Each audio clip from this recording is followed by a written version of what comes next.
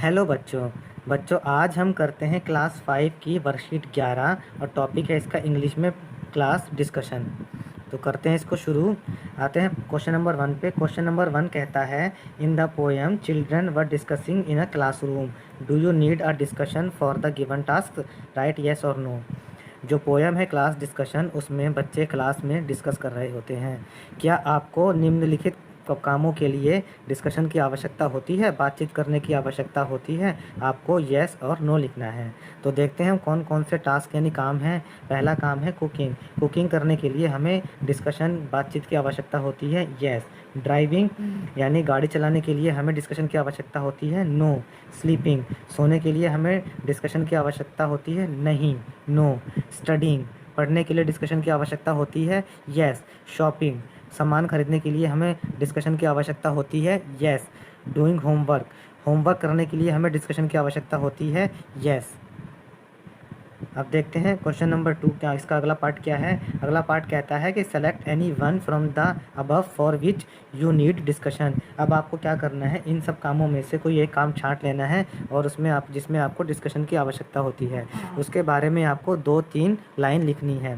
तो मैंने टॉपिक छांटा था स्टडीइंग वाला। मैं स्टडीइंग के लिए लिखता हूँ कि I need discussion for studying, मुझे पढ़ने के लिए बातचीत करने की आवश्यकता होती है।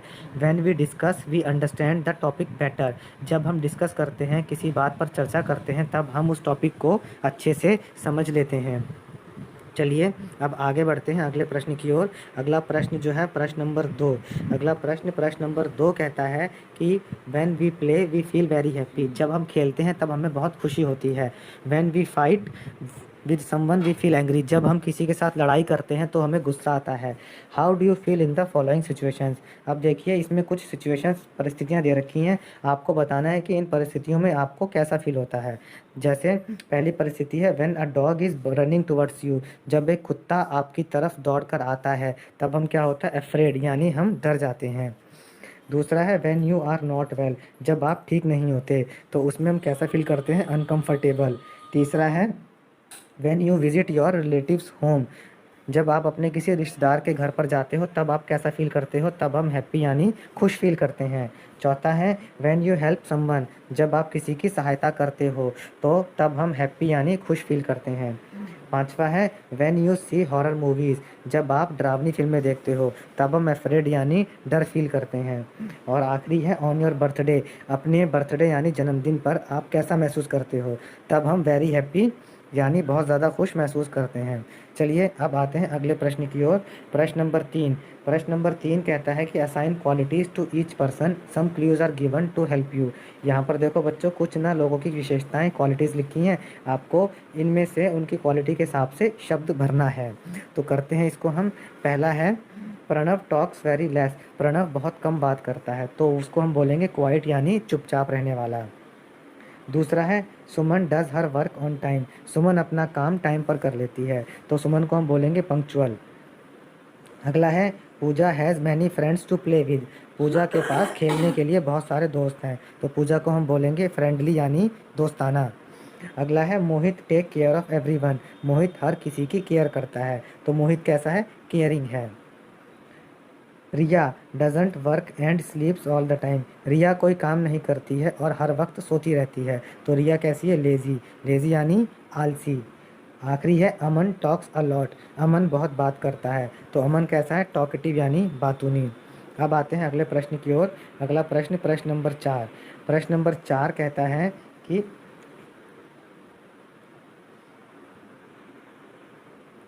प्रश्न नंबर 4 कहता है in our daily life we discuss many things with our family and friends, अपनी डेली लाइफ में हम बहुत सारी चीज़ों को अपने दोस्तों और परिवार के साथ डिस्कस करते हैं। In the classroom also we discuss about how to celebrate festivals, अपनी क्लास में भी हम बहुत सारी बातों पर चर्चा करते हैं जैसे कि त्यौहार कैसे मनाना है, डांस कैसे तैयार करना है। अब आपको क्या करना है बेटा, इधर कुछ चित्र दे रखे हैं, आपको इन चित्रों को देखना है और उन चित्रों को देख करके बताना है कि वो क्या डिस्कस कर रहे होंगे। तो हम पहले वाला प्रश्न करते हैं, ये वाला पहला चित्र इधर रखा है, इसमें हम लिखते हैं they may be discussing about the book they are reading, मतलब वो जो किताब पढ़ रहे हैं उसके बारे में डिस्कस कर रहे होंगे।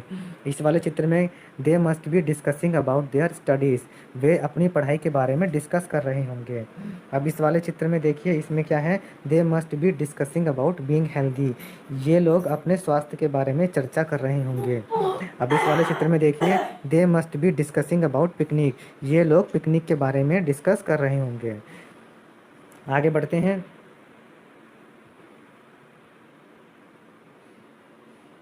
अब इस वाले चित्र में देखिए, दे must be discussing about play cards, वो खेलने वाले कार्ड के बारे में डिस्कस कर रहे होंगे।